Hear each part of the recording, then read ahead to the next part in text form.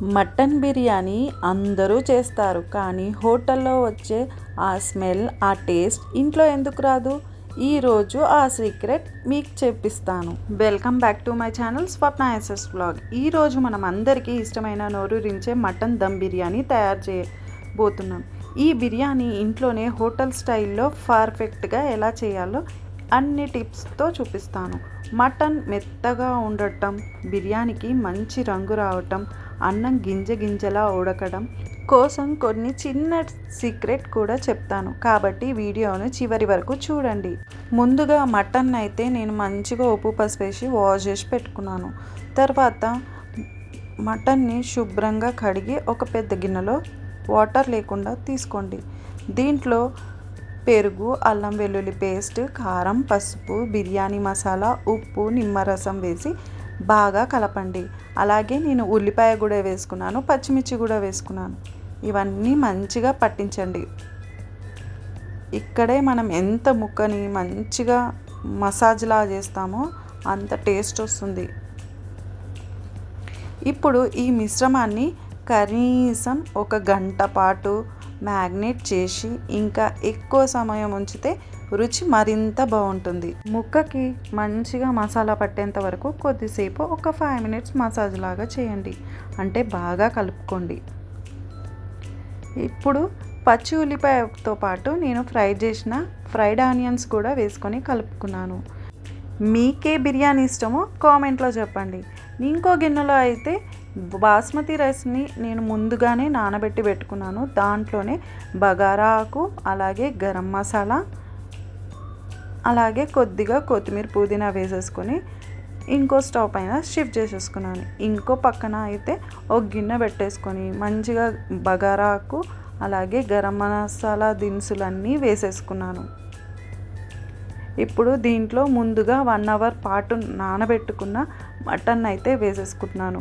Mutton ఉడకాలంటే time పడుతుంది కదా, కొంతమంది అయితే కుక్కర్లో ఉడికించుకుంటారు. అలా ఉడికించుకోవడం కన్నా ఇలా ఉడికించుకుంటే చాలా టేస్టీగా ఉంటుంది నిజంగా. ఇప్పుడు మనం మటన్ వేసుకున్న తర్వాత మంచిగా కలుపుకోండి. నేను కొద్దిగా అల్లం ఎల్లిగడ్డ పేస్ట్ వేసుకున్నాను, ఎందుకంటే నేను మటన్ మ్యాగ్నేట్ చేసేటప్పుడు కొద్దిగానే వేసుకున్నానని ఇంకొంచెం వేసుకొని ఆయిల్లో ఫ్రై చేస్తున్నాను.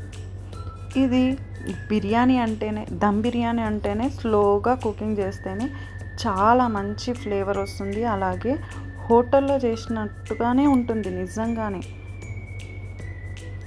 ఇప్పుడు నేను మూత పెట్టేసి ఒక 20 మినిట్స్ స్లోగా కుక్ చేసుకున్నాను. మధ్యలో కలుపుతూ మూత పెడుతూ చెక్ చేసుకోండి. ముక్క కూడా మెత్తగా సాఫ్ట్గా ఉడుకుతుంది. యాక్చువల్ మటన్ అంటేనే సాఫ్ట్గా ఉడకాలి. చూసారా, ఇప్పుడు మటన్లో వాటర్ కూడా తేలింది కాబట్టి ఇంకో సైడ్ రైస్ పెట్టేసుకున్నాను. రైస్ కూడా ఉడికిపోయింది, దీంట్లో వేసేసుకుంటున్నాను.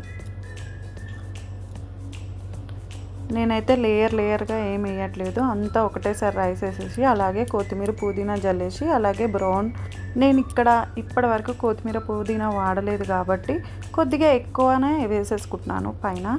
అలాగే బ్రౌన్ ఆనియన్స్ కూడా వేసేసుకోండి. దీనిపైనే వేసుకున్న తర్వాత కొంచెం గరం మసాలా వేసుకోవాలి. బిర్యానీ మసాలా అంటే జాజికాయ, జాపత్రి, అలాగే ఇలాచి, ఈ మూడిటిని మంచిగా మిక్సీ పట్టి పొడి చేసుకొని చల్లుకోండి. చాలా మంచి ఫ్లేవర్ వస్తుంది, అలాగే హోటల్లో చేసిన ఫ్లేవరే వస్తుంది. ఇప్పుడు నేను ఒక 10-20 మినిట్స్ హై ఫ్లేమ్లో పెట్టేసుకొని ఒక 10 మినిట్స్ మాత్రం స్లిమ్లోనే దమ్ చేసుకోండి. నేను ఇక్కడ ఏ పిండి పెట్టట్లేదు, మీకు ఇష్టమైతే గోధుమ పిండి తడిపి దాన్ని చుట్టూతో పెట్టండి. నేనైతే గోధుమ పిండి తడపలేదు, ఏం తడపలేదు. మూత పెట్టేసి దాని మీద ఒక వెయిట్, అంటే హెయిర్ పోకుండా వెయిట్ పెట్టేసాను. చూడండి ఎంత పొడిలాడుతూ వచ్చిందో బిర్యానీ. టేస్ట్ కూడా చాలా బాగుంది. ముందుగానే మొత్తం బిర్యానీని కలపొద్దు, ఒక సైడ్ నుంచి తీసేసేస్తే ప్లేట్లో వేసేసుకోండి. చూడండి, నేను ఏ కలరు వేయలేదు, అలాగే ఎంత కలర్ఫుల్గా కనిపిస్తుంది మటన్ బిర్యానీ. ఇప్పుడైతే టేస్ట్ చేసేద్దాం.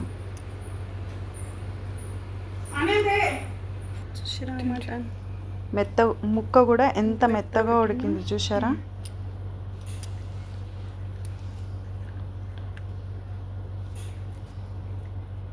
దీంట్లోకి ఒక ఉల్లిపాయ, మటన్ పెట్టుకొని ఒక ముద్ద తింటే ఉంటుంది. సూపర్గా ఉంటుంది, చాలా టేస్టీగా ఉంటుంది. మీరు కూడా ట్రై చేయండి. అవును, మీకు ఏ బిర్యానీ ఇష్టమో కామెంట్లో చెప్పండి. అలాగే మా వీడియో కనుక మీకు నచ్చినట్లయితే like, share, subscribe my channel Swapna SS vlog. Okay, bye.